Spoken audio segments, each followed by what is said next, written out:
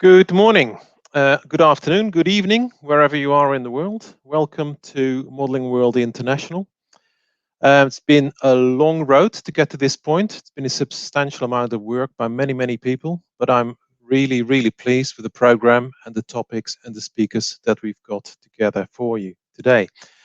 My name is Tom van Vuren. I'm the Regional Director for the UK and Europe for Veach Lister Consulting and also a visiting professor at the University of Leeds.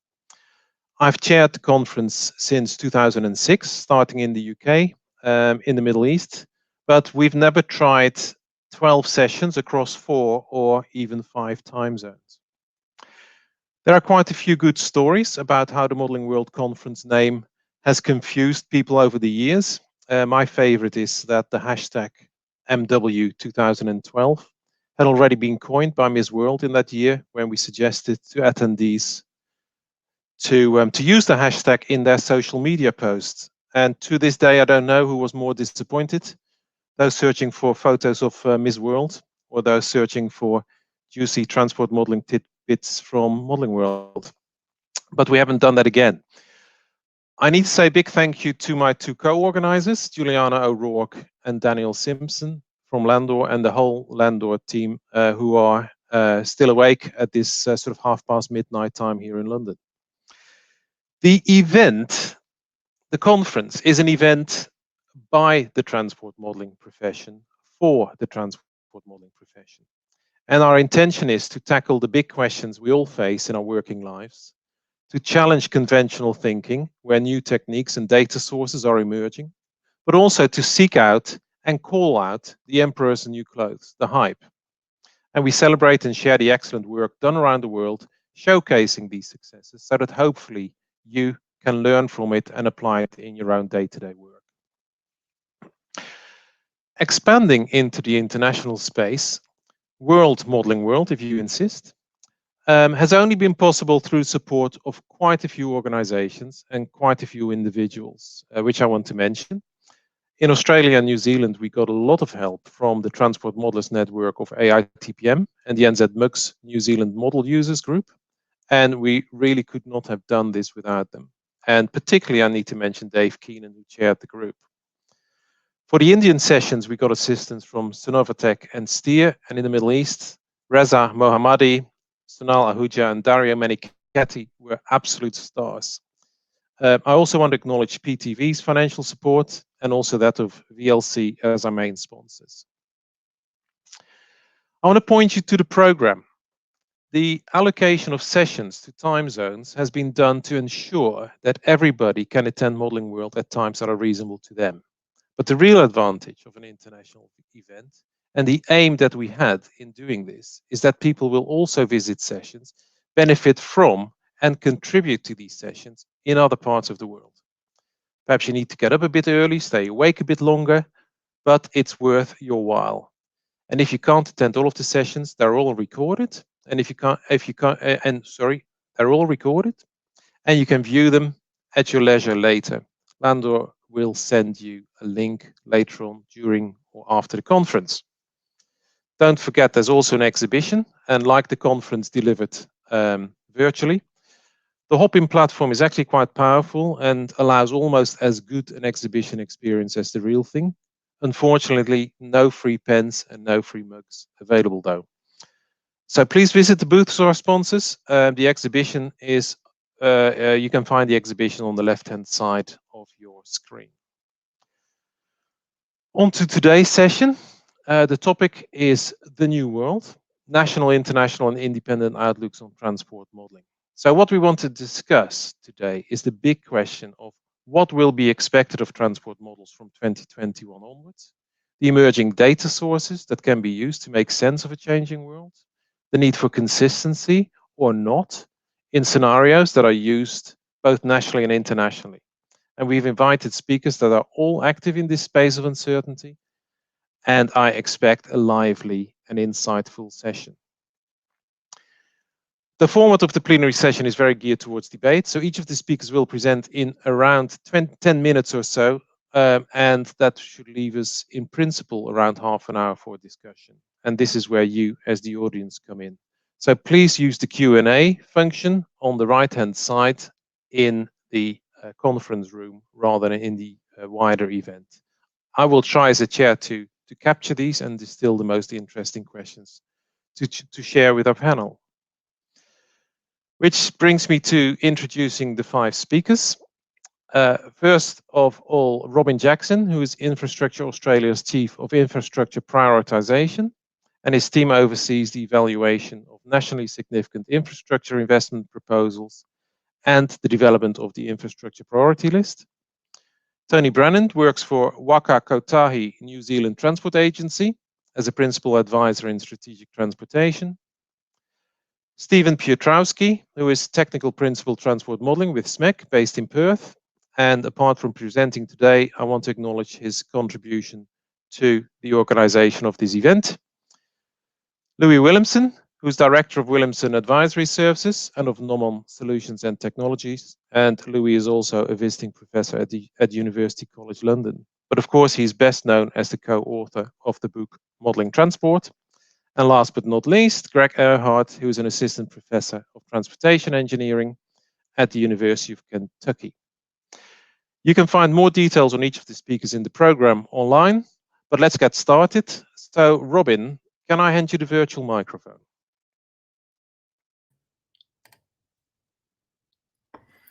Thanks, Tom, and good morning, everybody. It's great to be speaking at this conference. Thanks for inviting me to say a few words today.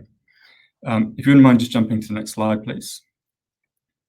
Firstly, I'd just like to acknowledge the traditional custodians of the land on which we're meeting, which I'm presenting from today, and pay my respects to their elders past, present and emerging.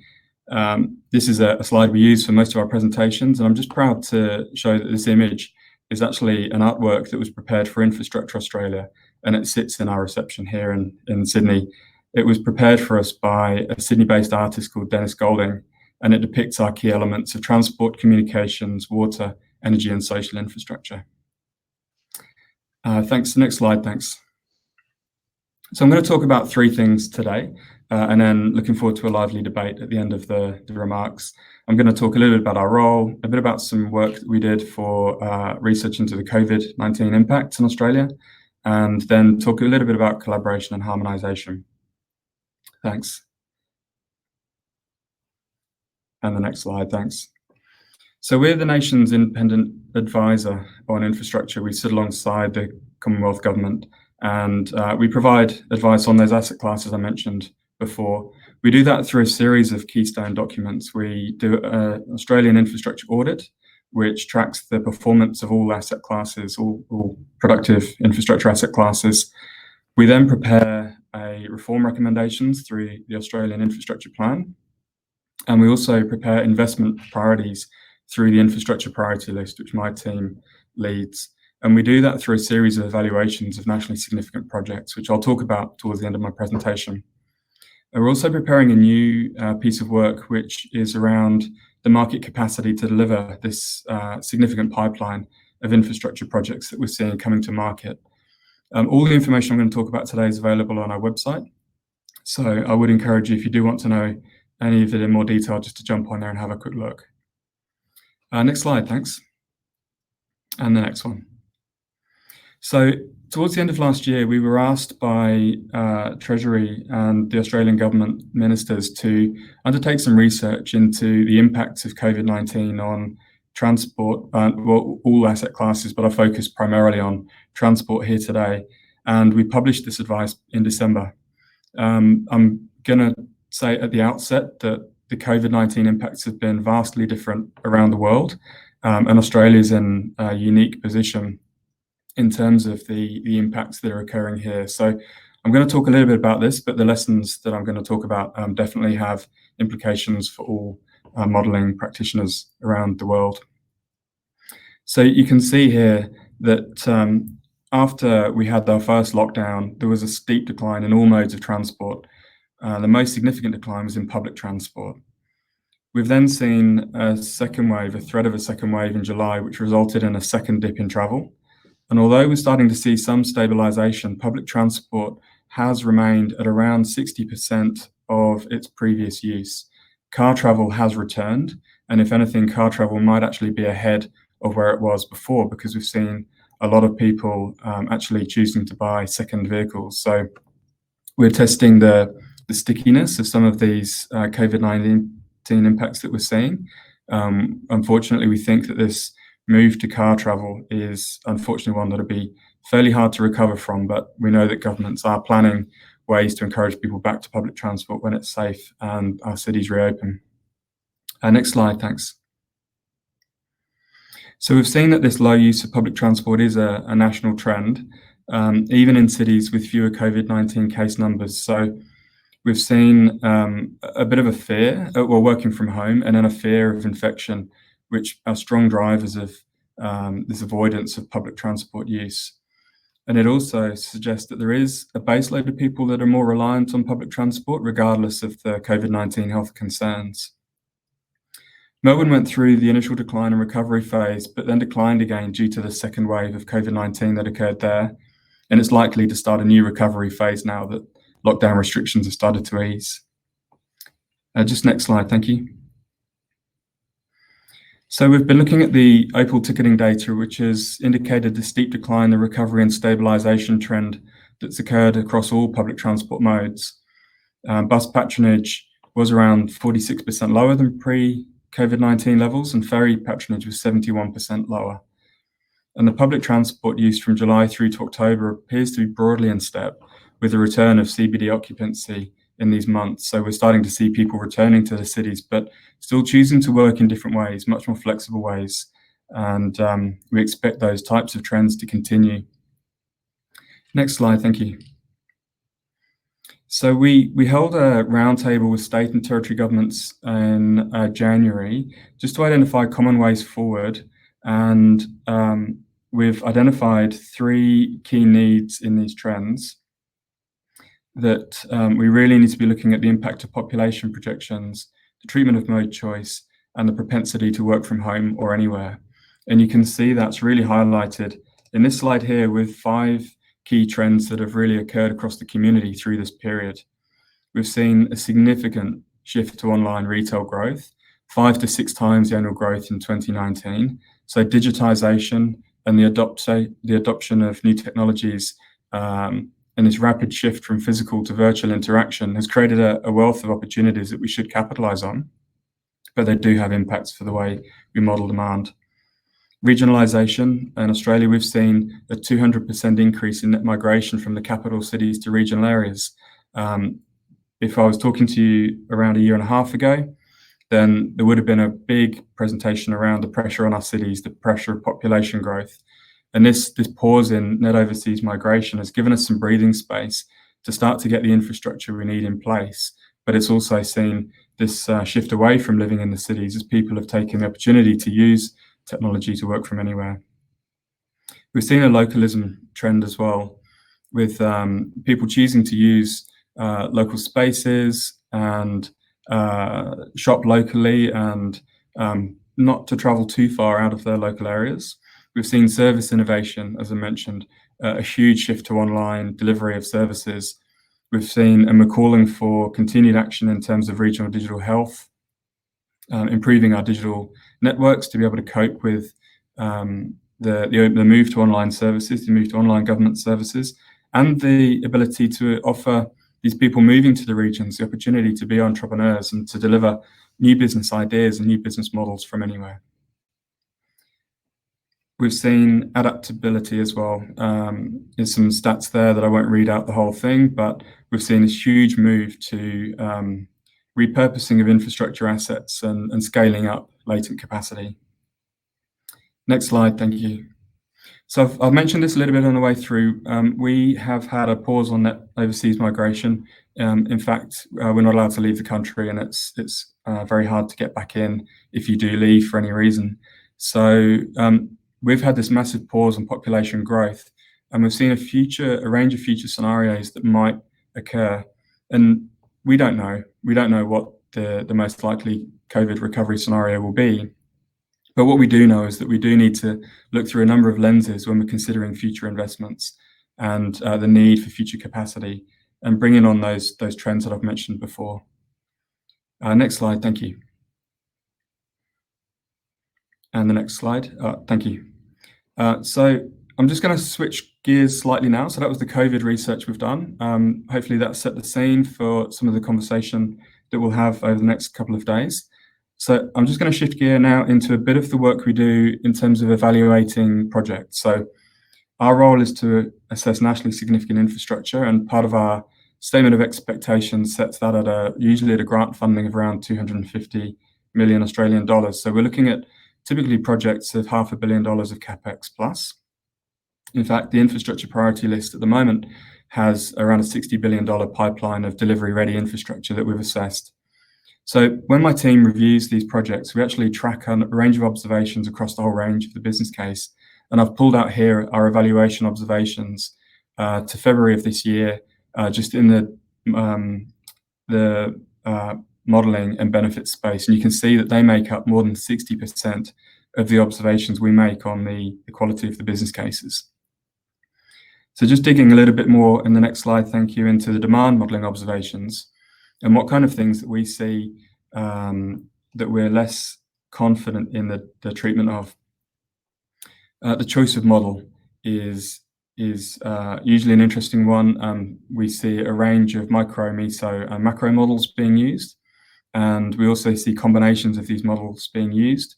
We don't always see the interface and the treatment of those models being undertaken in a great way.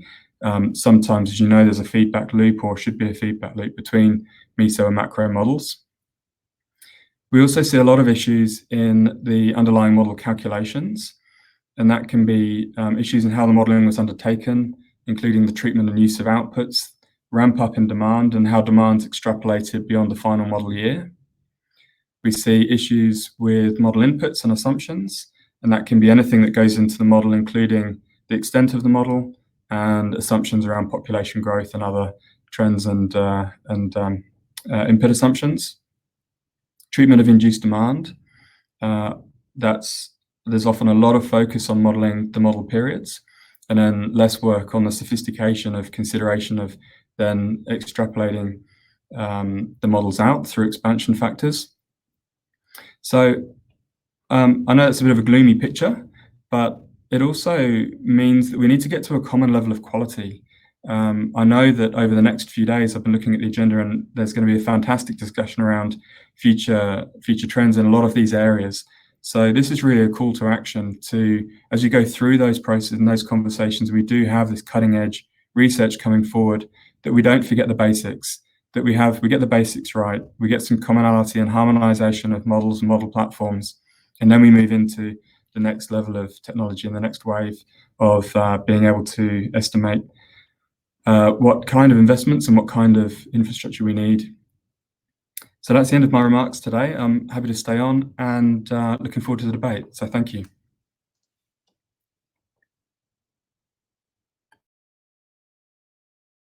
Our slide is going to generate a little bit of debate, so thank you for putting that up. We're moving on. The discussion is at the end, and please post your questions and answers in the Q&A in the conference room on the right-hand side. Tony, you're the next speaker.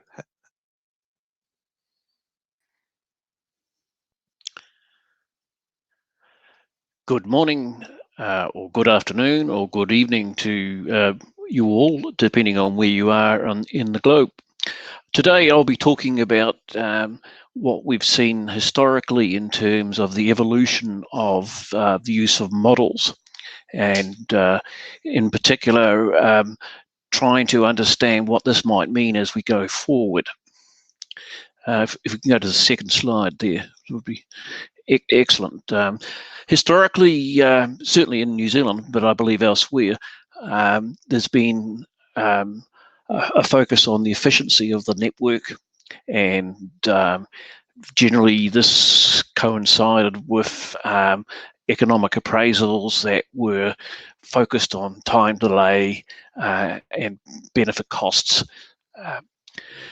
What we have observed in New Zealand, and again I assume elsewhere, is an interest in terms of broader outcomes.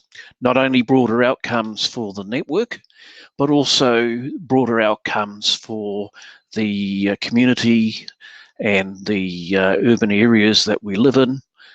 People discuss things like livability and what that might mean. So what this has led to, certainly in our experience, is a growing use of less quantitative measures and frequent uses of proxies. So what do I mean by this? What this means is that instead of just producing a number of so many minutes delay being generated on a particular intersection, or perhaps total delays over a network, we are trying to understand what this may mean in areas like equity or sustainability, or providing access, and a range of other social measures that we might have. And very often these measures themselves may require a suite of measures. We very often cannot actually describe what we mean by sustainability by simply looking at the consumption of fuel. We often look at emissions of vehicles, or a whole range of other things, equity and other social metrics are rarely described by just a single set of parameters, and so the modelling world has to generate a suite or a range of measures that they use to try and infer what this means about the particular area we're interested in. This, of course, requires a lot of work in terms of interpreting the data that is produced by our models, and sometimes we find that the suite of measures gives us some insights, but often we have to get into quite subjective debate and discussion around these things. Of course, we have moved away from just straight economic appraisals and the understanding of cost and benefit, although that still remains important in New Zealand.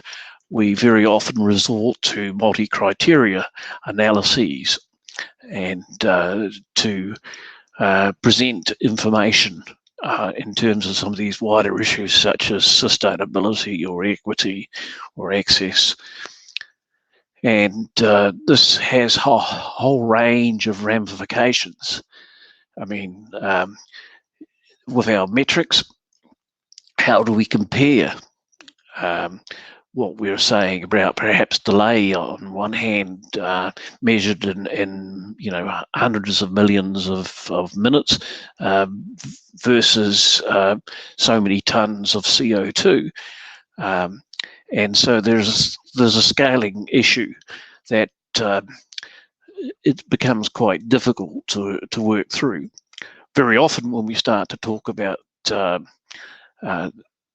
some of our measures, we are running into issues of double counting. For instance, in our cost benefit analyses, we can actually value tons of CO2, but we may also measure it directly in terms of our model outputs and assign some value in our multi-criteria analysis to it. And this is perhaps an example of double counting, but as long as we're aware of this double counting and take it into account, I don't actually see any real issues with this. But nevertheless, we have to be very aware of this when we pour through our modelling outputs to try and infer the broader and wider understandings of our projects. We are, of course, when going before some of our regulatory boards to look at and discuss the effects or impacts of any particular transportation proposal that we might wish to invest in. Having to convert, or if you like, translate is perhaps a better word, the meaning of these model outputs and convey that to those authorities presiding over these regulatory boards, what the real impacts of an investment in a particular bridge or an extension of rail really are. And of course, these issues that we've just talked about above are very real in terms of we may gain so much benefit in terms of time savings, but at the cost of so many tonnes of CO2, we may, as I was hinting at before, be double counting some of these things. But nevertheless, we have to be able to translate all our technical modelling work and output into meaningful and sensible implications in terms of understanding what the impacts of any particular proposal may be. Can we move to my third and final slide, please? Invariably, when we start to consider, even in historical times, more simplistic measures like travel time delay, but even now, as we go into a more complex environment involving broader outcomes, there has to be a recognition that actually the numbers we're producing are not simply numbers that in a normal sense. Very much as we forecast the impacts of a particular activity or investment proposal, we may end up with a model producing a number, but in fact it's representative of a range that number might actually take. It was said by Einstein, of course, that when we think of the uncertainty or the confidence intervals around these things, that the variability in some of these numbers is something that we find very hard to understand or convey, particularly to decision makers. And it was Einstein who actually summarized this to some extent when dealing in the areas of quantum mechanics, that God does not play dice with the universe. The whole idea of a distribution or a probabilistic outcome runs in the face of some of our more deterministic mindsets. We try at times when we undertake modelling work to look at a proposal and conduct a series of sensitivity tests that to help us in our modelling. But I suspect as we go further forward that actually just a series of sensitivity tests is not really going to be sufficient, and we're going to have to be far more rigorous in our approach in dealing with uncertainty, and our modelling tools need to be used to understand questions of uncertainty. It's quite clear when we think of costs of a particular project that before we build it, we might estimate the costs and get an expected value of those costs, but very often we might ask ourselves the question, what is the 95 percentile estimate of those costs should certain things happen? And we produce those quite regularly, but very often we do not see the same kind of rigor being applied to understanding the benefits, whether they be delay or some of these wider, broader proxies that I referred to in terms of trying to describe broader outcomes. When we approach this whole question of uncertainty, we can learn a lot in terms of historic uncertainty. So we might look at a time series of, say, 15 or 20 years of traffic volumes on a particular network at a certain time, and we can see the ups and downs of it. And there are some of us who may naively just extrapolate those things in a linear fashion, but there's a whole host of stuff that occurs, which is those numbers are essentially describing. And we can see that if we think about some of the big events, and particularly COVID-19 has been one that we've just been looking at, it may bring some shocks into that data. And by understanding what's been going on in the past, we can start to get a feel for the historic uncertainties that have changed those particular traffic volumes that we've talked about. And we can use that information to help us understand what is the uncertainties and variations that we might expect in that data as we extrapolate forward into the future, and maybe not use a naive linear extrapolation, but something more sophisticated.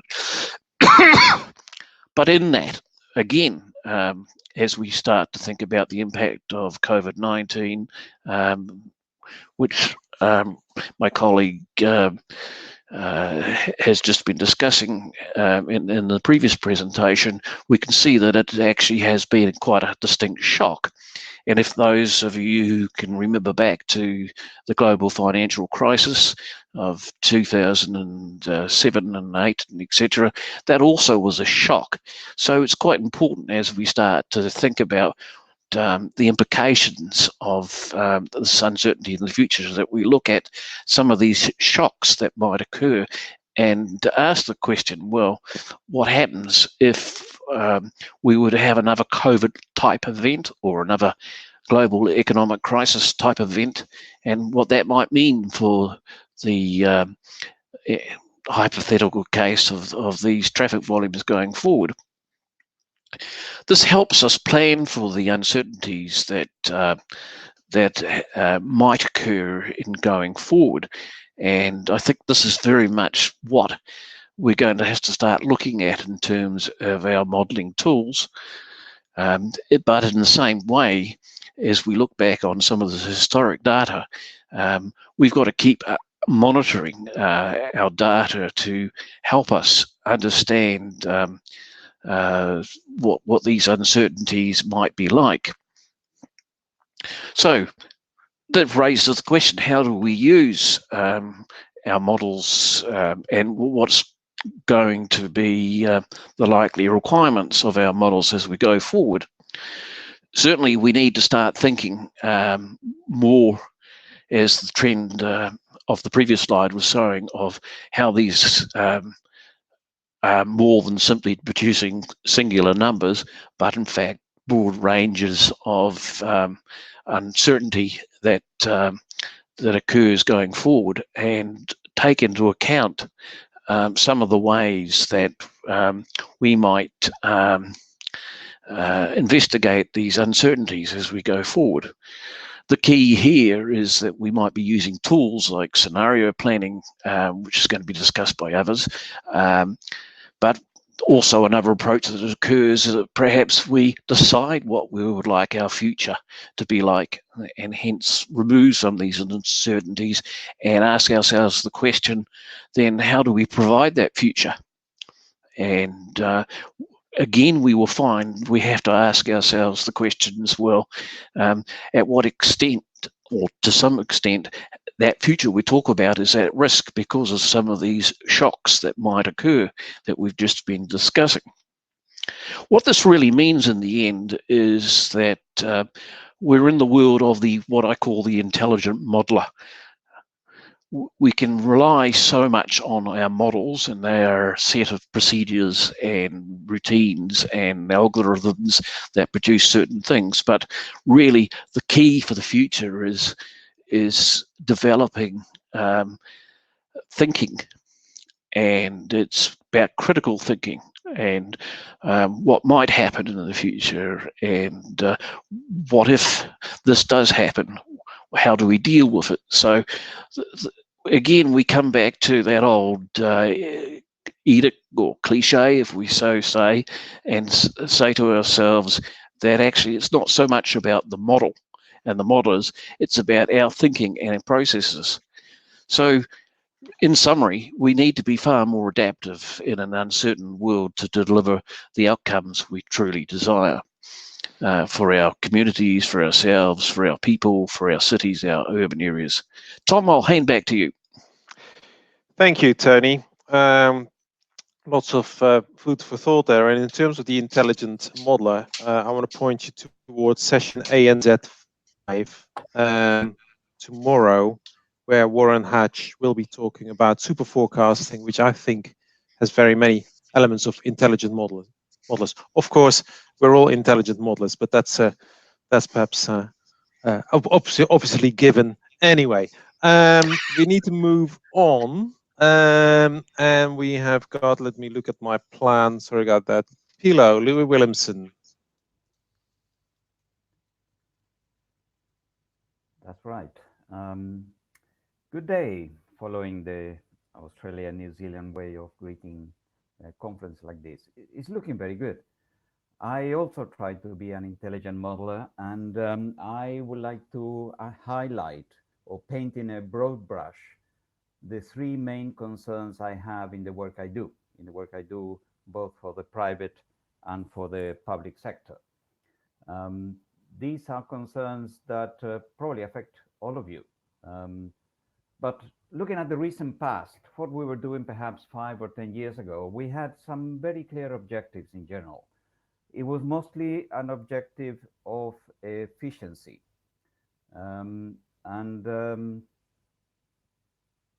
Essentially saving time. That was the main thing we were trying to do. And in order to do that, we run our models looking at different ways of intervening, different ways of investing in different modes of transport, and see whether these will achieve the objective of reducing travel time, for example. In some few cases, we were clever enough, or some cities were imaginative enough, and they look at internalizing some of the externalities, in particular congestion and emissions. But there were not very many of them. And the choice of the intervention, it was done through cost-benefit analysis, a comparison between the do minimum and the do something. And that produced our preferred strategy. Now we are facing a new set of challenges. As already said by Robin and Tony, we have different objectives. Our objectives are now more general. We are particularly interested in equity and the environment. And the environment is, in a sense, an intergenerational equity issue. And we try to look at ways of achieving, in the fastest and most reliable way, the net zero objective. Sorry to interrupt you there, Pilo. Your slides appear to be, the view seems to be corrupted here. Would you like me to take over from your slides, or would you like to deactivate screen share and resume? I'll deactivate screen share and resume to see whether that proves the situation.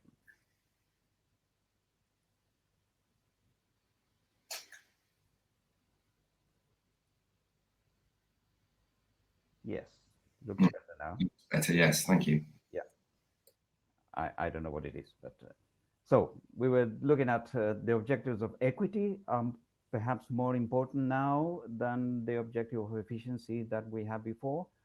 And this is an equity of opportunities and an intergenerational equity of the environment. And instead of just modeling a few or several alternatives with different modes of transport, we now have two significant changes that are increasing the modeling task. One of them, both of them are new technologies. One of them is the possibility of working from home or working at a distance, procuring services and goods through the internet rather than going and traveling to get them. And the other one is a very clear prospect of new mobility technologies, some of them which are happening, like Uber is the example that everybody mentions, but others, mobility as a service, autonomous vehicles, drones for deliveries, and so on. These are new modes of transport that require a different type of modeling. And we have another problem, which has already been mentioned, which is uncertainty. We don't see the future as clearly as we used to see it. And this is not just a modeling problem. This is also a problem that will affect project appraisal. In fact, in my view, it affects mostly project appraisal. There is a problem every time I change here is as well. Yeah. The issue of equity has two legs, two aspects. One is providing better and more equitable access to jobs and opportunities, and the other one is to deal with the slow evolving, or at least apparently slow evolving, environmental crisis. And we need our models to tell us how quickly our interventions are leading us to net zero. And our current models in general can do that. I mean, this is not a limitation of the models. These are things that we can do with a little bit more disaggregation, perhaps on the type of person or the type of regions that we're dealing with. The problem of new technologies, which you cannot see for some reason, is that we have, on the one hand, virtual alternatives to traveling, which are reducing the need to travel, but are generating some new trips. We know that this will happen even if we're working from home. But the main one is a demand-responsive public transport. This poses a major modeling challenge to all of us. And the problem is that only a small proportion of these new technologies actually helps in achieving both the efficiency and the general objective of sustainability and equity ahead. So we must be selective in which one of these new modes we support and how to regulate them in practice. Ride sharing is probably the most helpful one, in the sense that we can put more people in a small vehicle. Whether this is going to be attractive in the future post-pandemic is a question that we cannot answer at the moment. Multi-point delivery vehicles is another interesting problem that is increasing because of the provision of distance shopping, in a sense. The problem with these two, ride-sharing services and multi-point delivery vehicles, is that we can no longer describe them in terms of trip matrices and normal equilibrium assignment. Those two things don't work very well in these two cases, so we need something else. We require as well to model the supply of these services, not just the demand of these services. We need to model the supply of these services, how big a fleet we need in order to satisfy a level of demand, and how we allocate that fleet to different customers in different places. And this is very likely that we will need to use agent-based modeling, which is quite demanding in terms of intellectual and computer power.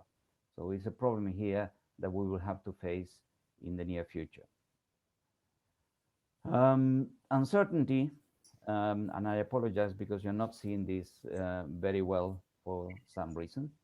I was just going to suggest if you unscreen share and rescreen share, it should solve the issue. That's what happened before. Yeah, the problem is that it occurs again.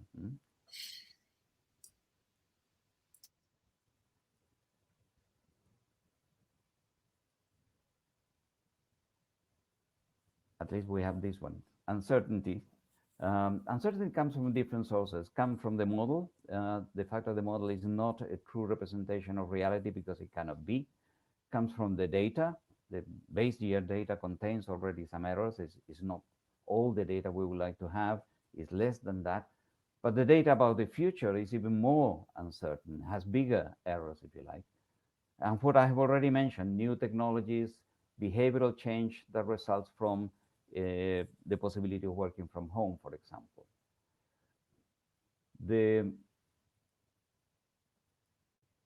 We can reduce some of these errors, but we cannot reduce the future uncertainty. This is impossible. And one of the ways of dealing with that is to use stochastic risk analysis. We can allow for the fact that some of these things are distributions, not fixed deterministic values, as already been mentioned. However, I believe that these are just variations on a central case, on a central base case, and this is in a sense misleading, and it doesn't reflect the full dimensions of uncertainty. Scenario planning is better. Scenario planning allows us to consider several possible futures, and both Australia, New Zealand, and the UK have done exercises on scenario planning.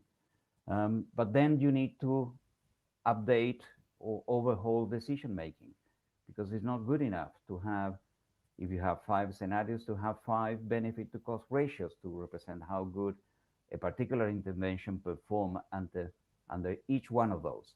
We need something better than that. And in particular, we need to include the value of flexibility and resilience explicitly in our evaluations, in our appraisal, because these are not being considered fully in the past. And finally, we need to monitor trends, because we know that whatever we imagine, whatever scenario we have about the future is not going to be exactly like that. It's going to be a mix, an evolution of that future, and we need to adapt very quickly when the trends start to change. We have a number of old habits and new habits that are happening as a result of COVID.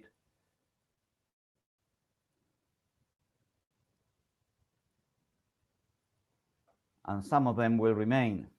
Some of them will remain beyond COVID. The temporary habits will be, some of them will remain and become more permanent habits. For example, a proportion of people working from home, I think, will continue to exist. We can use new sources of data to track this behavior. And we can use new sources of data to develop better models and faster models in particular, and to monitor changing trends. This is, I think, one of the most useful things. And during COVID, we have seen several exercises in monitoring how the different measures that the governments are taking influence mobility and therefore the risk of infection as well. And this is just one example that my company has produced. Trip matrices day after day, daily, for Spain, for all the districts in Spain. You can visit the website where all this information is available in that list there. But I would like to leave you with 3 items for discussion, which I will try to refresh properly.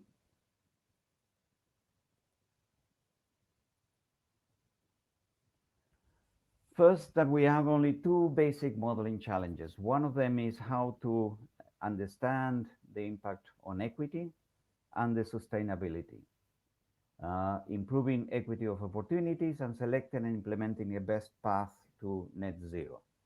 And the second one is the new technologies and how we can model the effects of these new technologies in terms of changing demand and in changing supply. The most difficult problem is exactly modeling the supply of these new modes.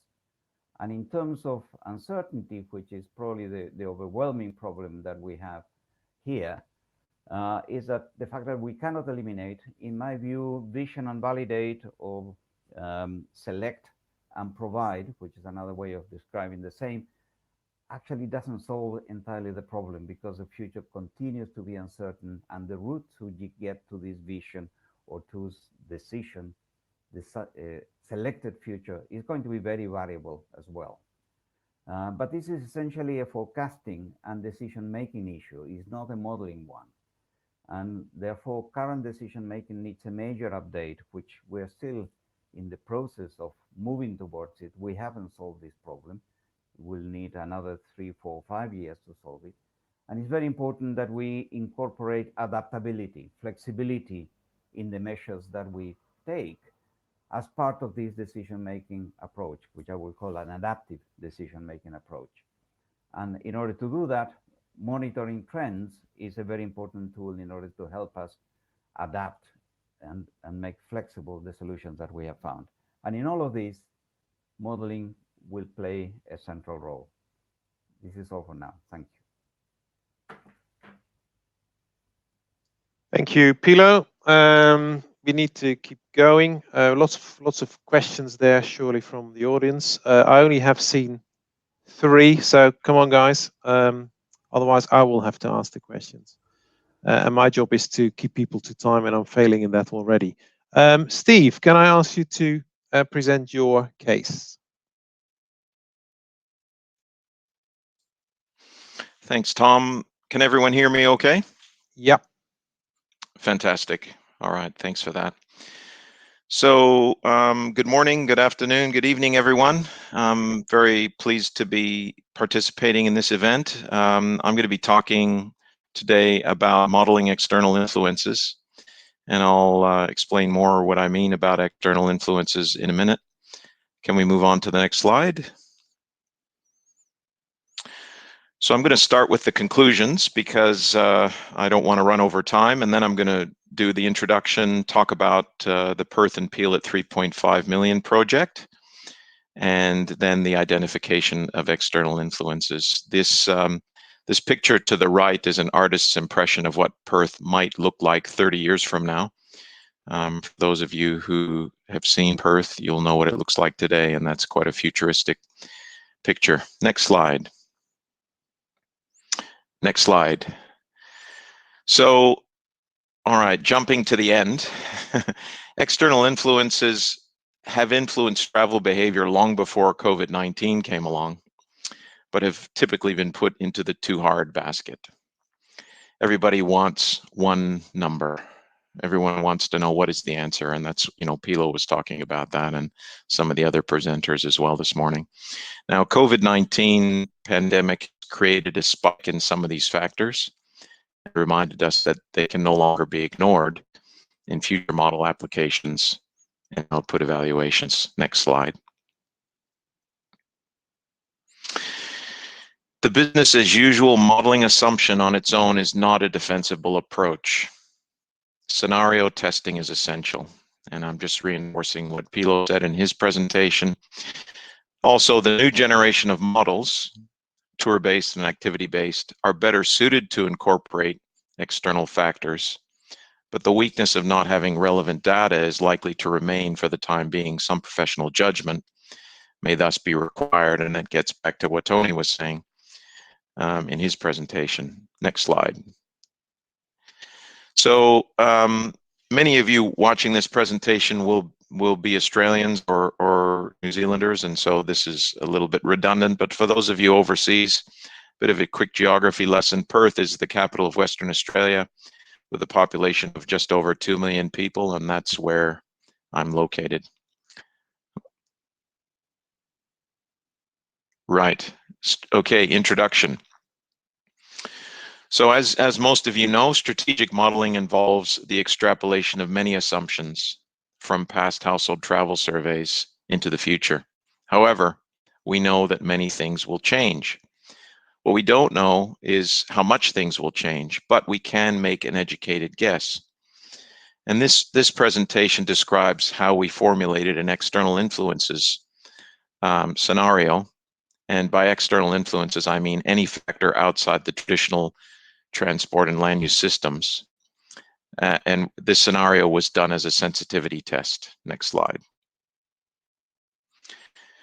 So the Perth and Peel at 3.5 million project was a state government project done about 5 years ago, but I think the lessons from that are still relevant today.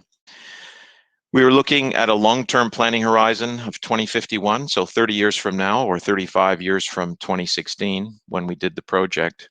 And Perth will have grown to a city of about 3.5 million people. In 2015, the Department of Planning released a planning framework, which was the land use plan for that. Next slide. And in response to that, the state government transport agencies released a transport plan to address that. So we needed to do some strategic modeling. Next slide. We held a series of workshops with local Perth transport experts to try to quantify the direction and magnitude of these external influences. And that shows some of the people who were involved. The primary objective of the workshops was to identify relevant non-transport related attributes that are likely to change over the next 25 years or so to reach some level of consensus as to the effects of these on travel, either negative or positive, and significant or minimal. Next slide. So we obtained feedback for 6 categories, and these are them listed there: socio-demographic, employment, education, shopping, advancement in intelligent transport systems, and other technological changes. Next slide. So I just want to acknowledge the input of Hugo Wildermuth. He created a scorecard for these model adjustments for 2051, and Hugo gave me my first job when I came to Perth in 1988, and he's been a mentor and a friend since then.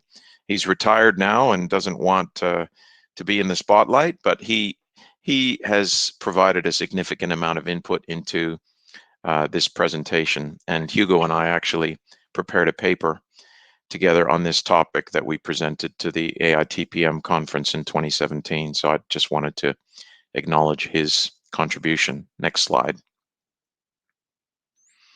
All right, so now we're going to talk about the specific external influences quickly. Next slide.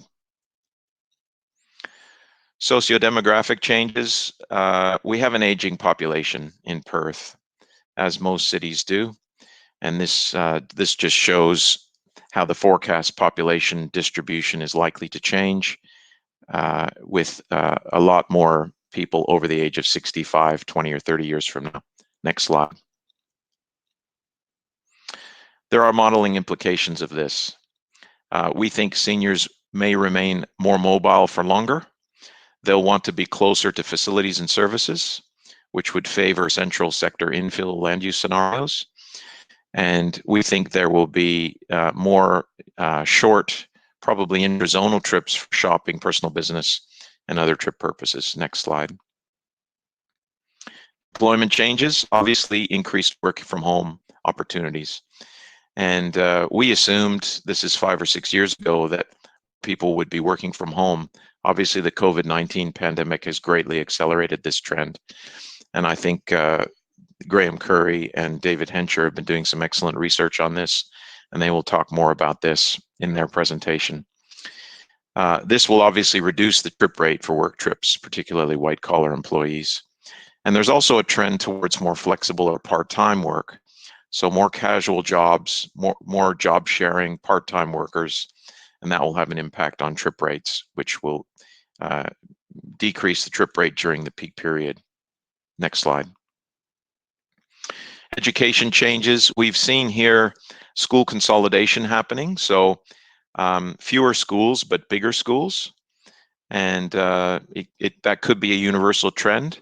There are modeling implications of that in terms of trip length and trip rates for school trips. And also the online tertiary education trips, obviously being a big trend towards courses that are delivered online, which means fewer actual trips to the university or educational institution. Next slide.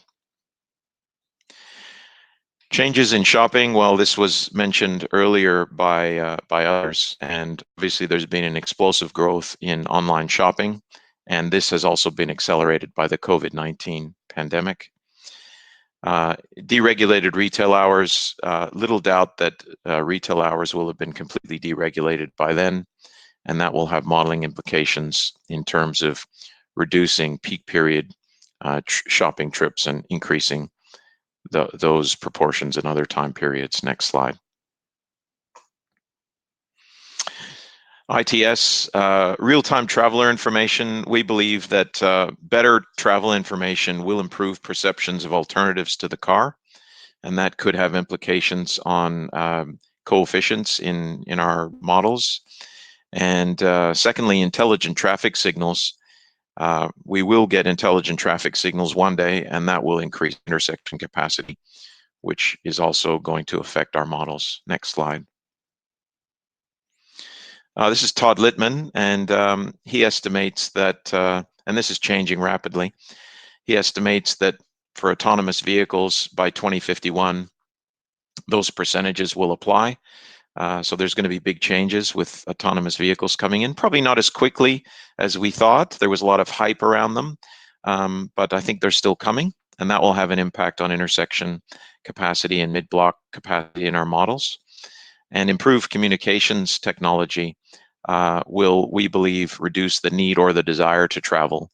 And again, this has been accelerated by COVID-19. Next slide. And that is it. So I've gone through that pretty quickly, but often the discussion, the questions and answers are some of the most interesting things that we have in these sessions. So that's it for me. I will pass back over to you, Tom. Thanks, Steve. I certainly have a few questions. If the audience is refusing to ask them, there's a few more coming through, so that's good, but please keep them coming. Greg, last but not least. Excellent. It's a pleasure to be here. I'll be talking about the view from the US. And I'm going to do so in the context of a specific example. We're modeling, but the ground is shifting underneath us at the same time. Pre-COVID, transit ridership in the US, bus ridership was down about 15% since 2012. Rail ridership was down about 3%. This is surprising because it comes at a time both of economic expansion and of improved service and expanded service. So we're sort of asking at the same time that we're forecasting 20 years out, what's happened over the past several years, and we need to get today right if we want to get tomorrow right as well. So there's a number of competing factors that may either increase or decrease ridership that are changing at the same time and that are kind of muddling the picture. But what we see is that models aren't just for forecasting. Models can help us sort of quantify the effects of each of these and help us understand the world as it is today and it has been in the recent past.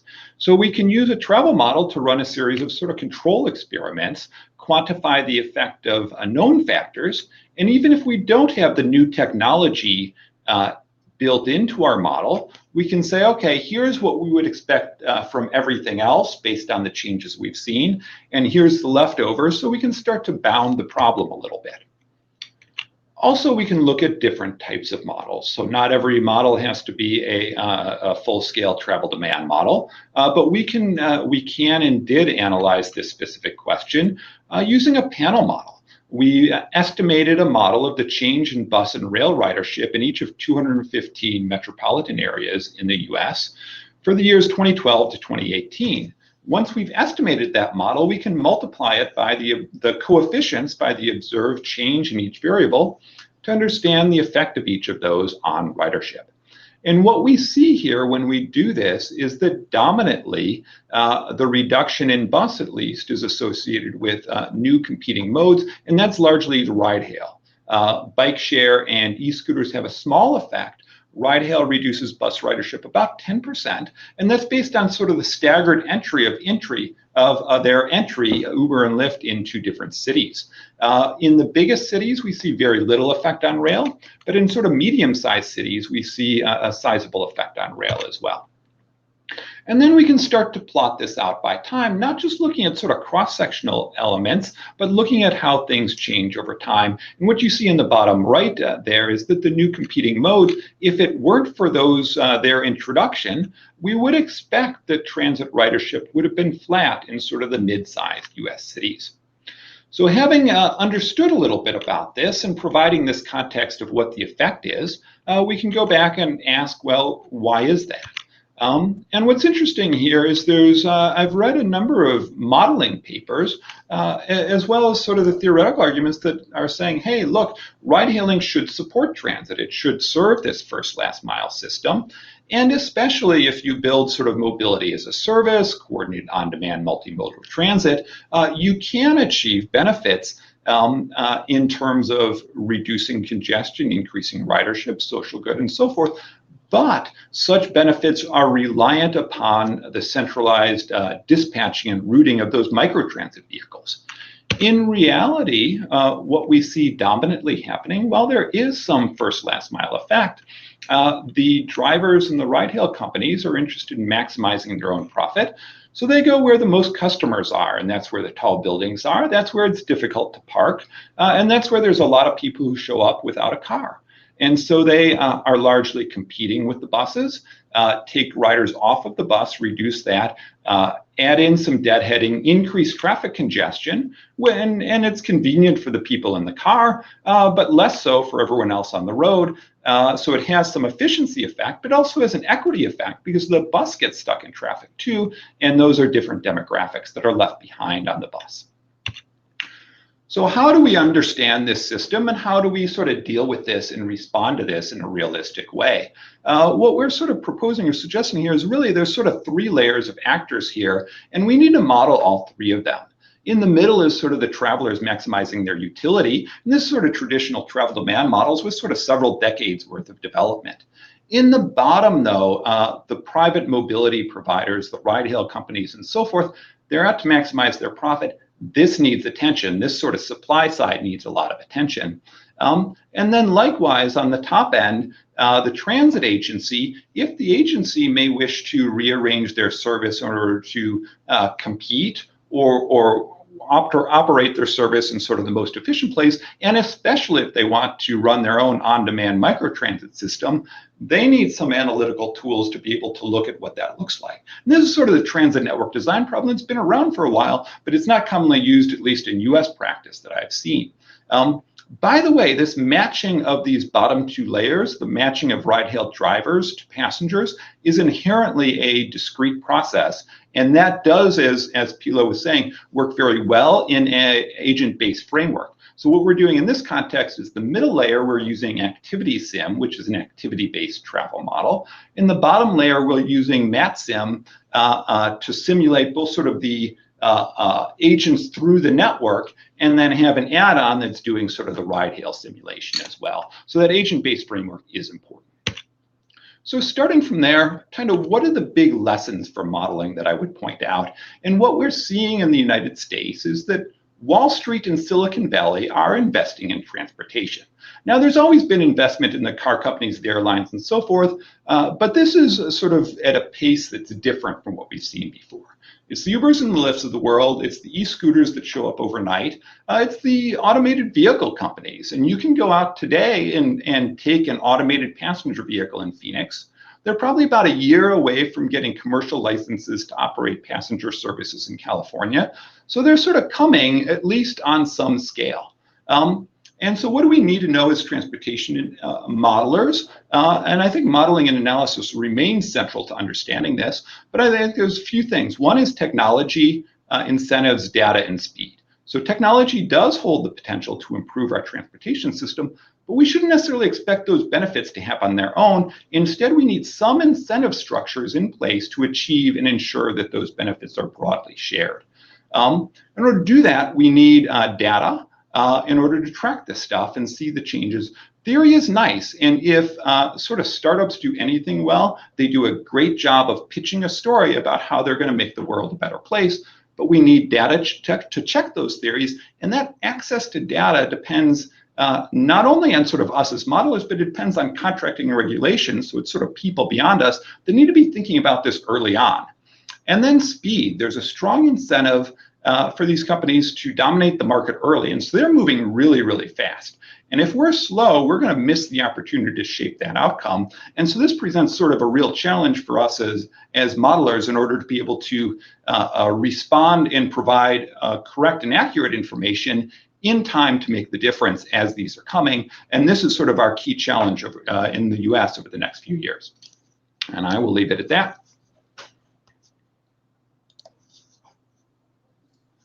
Sorry, just unmuting myself and making myself visible. Thanks, Greg. Nice and speedy, and some good points for discussion as well. Please put your questions in the Q&A. I think that's where they are. Yes. So we've got just over 20 minutes left for our Q&A session. I'm going to take the questions that I see in the Q&A box, and I'm going to start with a question by Kirsten Rupp, and that is for you, Robin. And I'm going to interpret as follows: is there going to be a lasting change due to the pandemic in the way in which we evaluate our schemes, or will we move forward with the method and the assumptions that we had before this happened?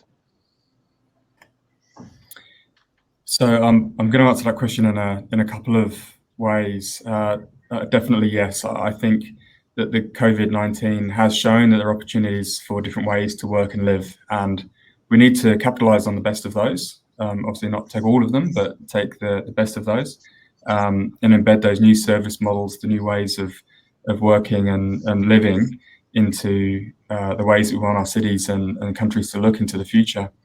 So we're actually undertaking a major refresh of our assessment framework, which is the guide to which we, at a Commonwealth level, recommend infrastructure investments are assessed. We already take a quality of life lens, a social, economic and environmental value lens, and a deliverability lens.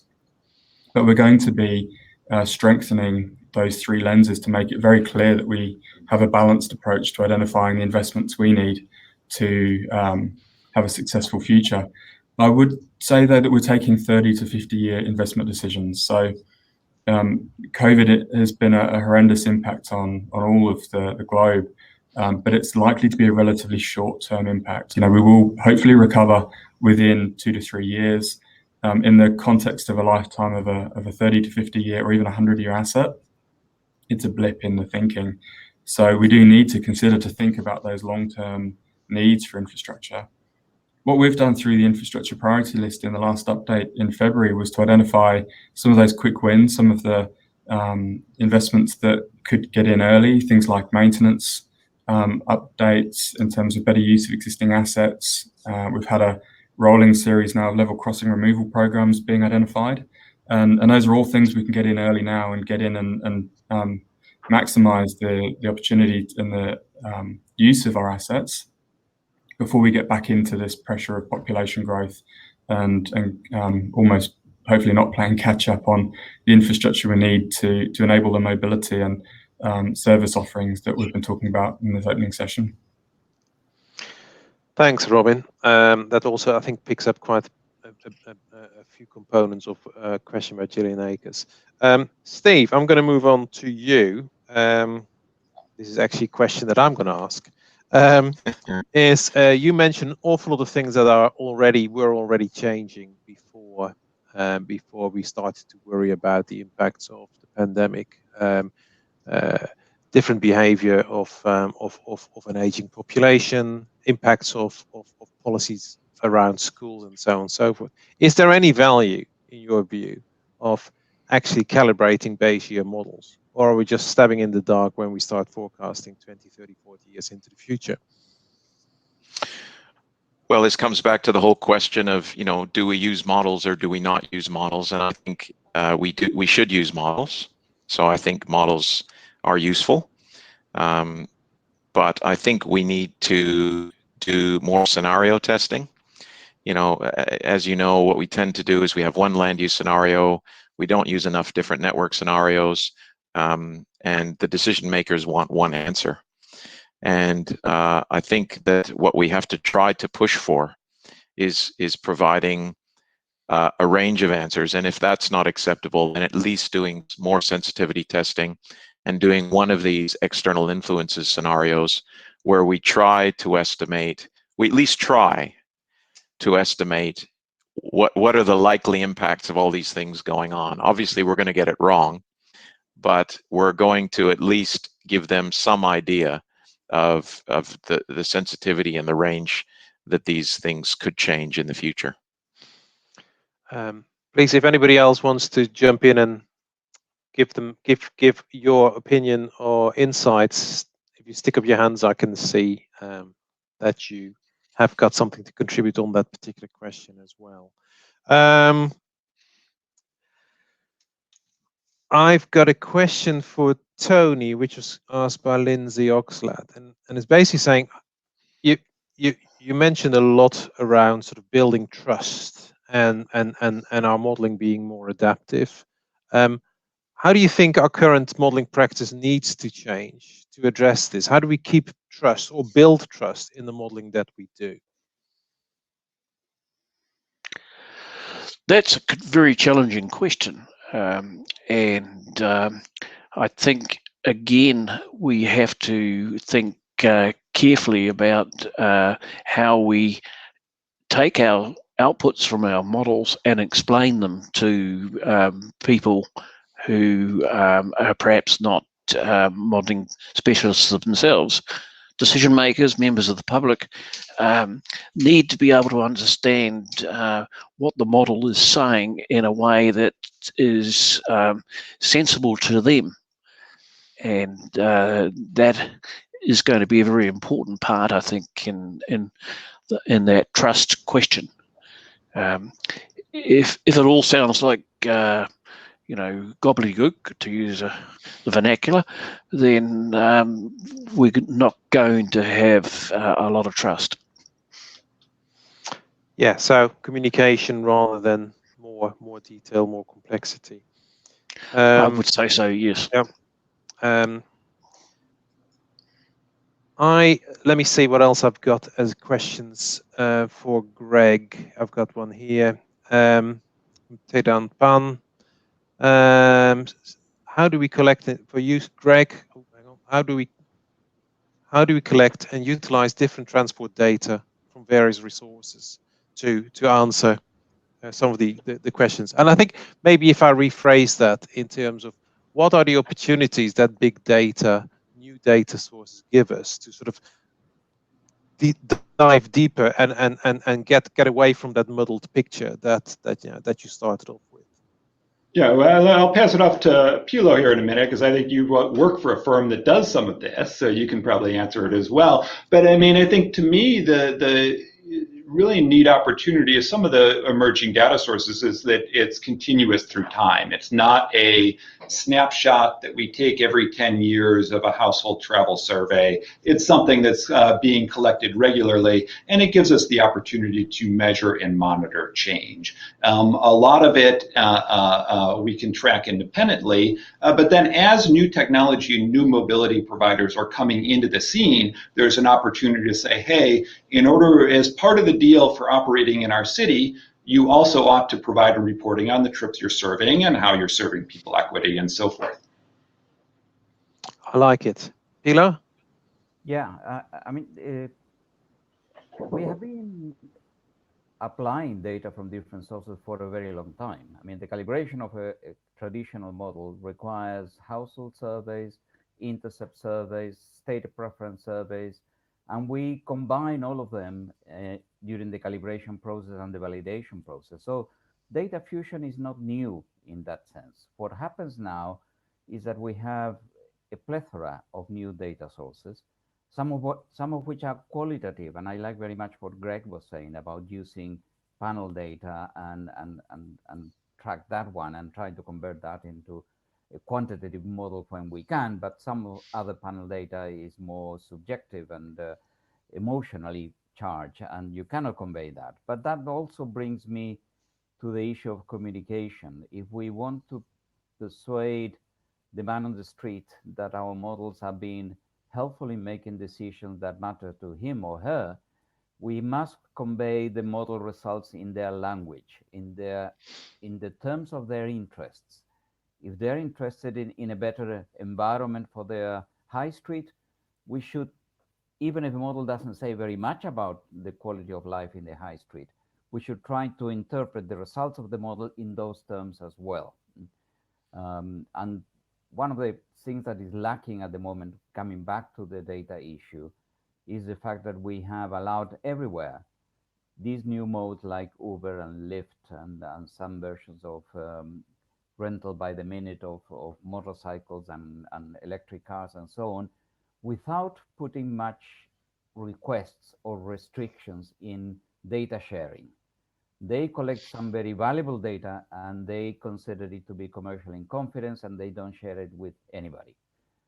We are now, and perhaps in that sense, London is leading the way.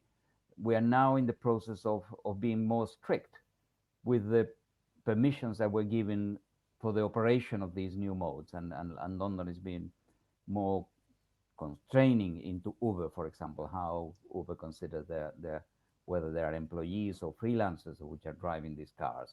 And I think that's a process that we need, authorities are going to come into apply. We were caught unawares by these new technologies. We were not prepared for them. And now is the time to regulate them better. And part of the regulation must be the sharing of data. Protecting privacy, but sharing that data because it's very useful to monitor changes and to model how the future may look like. And to ensure that it achieves the equity kind of outcomes that you mentioned in your presentation. Yeah, that makes sense to me. I'm going to take a question, or interpret in my own way, from Tim Sullivan, who refers to the UK practice where we try to monetize everything in our project appraisal, including environmental, social costs, health benefits, and so on and so forth. And I think I'm going to send this one to you, Robin. Is this method of monetizing or everything that we can actually helpful? Focusing on the BCR, or should we start accepting that, certainly in an uncertain world, that some of the outcomes of the models, or the outcomes or the things that models cannot calculate, need to feed in a non-quantified way? Yeah, that's a great question, and I think we've seen the limitations of relying purely on only the things we can monetize, because we can't monetize everything. And sometimes, as I've shown in my presentation, we've got concerns about the way that those things have been monetized. I actually loved Pilo's presentation talking about taking on board resilience and flexibility in our investment decision making, because that's definitely something we need to go further into. That's part of the refresh of our assessment framework that will be released mid-year. As I said, we do already consider 3 cases. So we do consider already the strategic case. A lot of the things that we've been hearing and talking about this morning around, looking at the types of cities we want, this vision and validate concept, or other ways of actually imagining, the social and the quality of life outcomes that we'd like to achieve, they need to be built into the cases for investments. We don't often see, or we don't always see, as sophisticated a thinking around that as we could. Part of telling the story about why investments are needed and what outcomes they'll provide for what users to enable them to do what things is a very powerful message. That should be backed up then by as much evidence as possible, but it's a useful frame of reference to have in terms of what we're trying to achieve by investing in sometimes billions of dollars of infrastructure investments. We don't often have that clear narrative. We do cross-check. We start with a very clear problem statement that people are trying to address, and then we go on to looking at the benefits, and we cross-check whether the benefits match with the problem statement. Obviously, if you're trying to address a safety issue and then all the benefits are travel time savings, then there's not a good connectivity between the investment solution and the original problem. But I think having that richer narrative through the base case, you're understanding who the users are, who are the affected people, why are they being affected, what are they trying to do, where are they trying to go, when are they trying to go. Having that rich understanding of the issue helps to identify and create maybe even program solutions or packages of solutions or place-based solutions, more innovative ways of thinking about the treatment of those issues. Yeah, thank you. Thank you. Yeah, time for a few more. Question from Justin Yetta Balberona for Pilo. Could you elaborate a bit more on how on treating uncertainty as variations? I'm going to assume those are sort of distributions, and scenario planning and handling uncertainty. Can you give some examples of where it's been done, or how you would see it being done? I wouldn't say I have seen it done successfully. And what I have done in the past, in particular in relation to toll roads, is to use stochastic risk analysis. And this is accepting that, for example, the economic growth is not deterministic. There is a distribution year after year of growth around the central estimate of what this economic growth will be. Something similar happens with population, and it may also include some possible variations in some parameters of the model, for example, the value of time. And you create a meta model, a simplified version of your model in Excel, where you can change this and use Monte Carlo simulation to represent what would be the impact of these variations around these central estimates, and depends a little bit on the distribution you assume for the randomness of this the value of these parameters, but in general, it works. The problem I have with that approach is that it gives you false confidence. With that approach, you can say we have a 50% chance of achieving such a level of demand for a new light rail system, for example. When in fact, this is not entirely true. This is only reflecting the variability in the data about the future, and is reflecting potential problem with the model. But it's not really reflecting the possibility of a big recession. It's not reflecting the possibility of another pandemic, or let's not be overconfident about peace in the world. The fact that we may have another war, maybe a commercial war or maybe a real one. But these things may happen again. I mean, they did happen last century and may happen again. So these are big disruptions which are not predictable, and they are not modelable within stochastic risk analysis. This is my view. So you end up with scenarios. And at the moment, New Zealand has worked with 4 scenarios. The UK, the projections about transport demand or vehicle kilometers traveled by different modes in the UK is based on 7 scenarios. So there are scenarios for each one of them, depending on how quickly you want to get to net zero, what's going to happen with working from home or distance procurement and so on. The problem, and I agree with that, this is, in my view, the best way to address this issue of uncertainty in the future. The problem it has is that how do you select options? How do you decide what you want to do? Because it may well be that a light rail scheme works very well on 3 of these scenarios, but a bus service, a bus rapid transit service, which is a bit cheaper to do, but at the same time much more flexible to adapt, is a better option in 4 of the scenarios. So you have, in 4 scenarios, you choose one, in 3 you choose another. And that's certainly something that decision makers don't want to do. I mean, they don't like economists with 2 hands, because they say on one hand is this, on the other hand is the other one. Here we're providing 5 hands. This is not helpful. That's what I think we have a task ahead, which I don't have the solution for, but we have a task ahead of, while recognizing that uncertainty is very critical in our decision making, how do we actually address this into a sensible way of approaching decisions? And that has to incorporate, as I mentioned before, and Robin mentioned it again, the value of flexibility, the value of adaptability. This must be central to what we choose in the future. Some things are very adaptable, others and less so. And this is something, again, real options may help us a little bit in thinking about these issues, but I don't think we provide at the moment the true final answer. And this is work in progress. We haven't solved this problem. Yeah. Well, we leave something for next year's modeling World International as well. It's 2 o'clock in my case, 2 o'clock in the morning for you as well, I think. Pilo, this session is coming to an end. Can I first of all thank you all speakers for taking part. Lots of questions raised, many questions that we couldn't answer. I want to thank you as an audience for participating and actively participating. Keep those questions coming. I'm not sure yet how we're going to deal with the unanswered questions.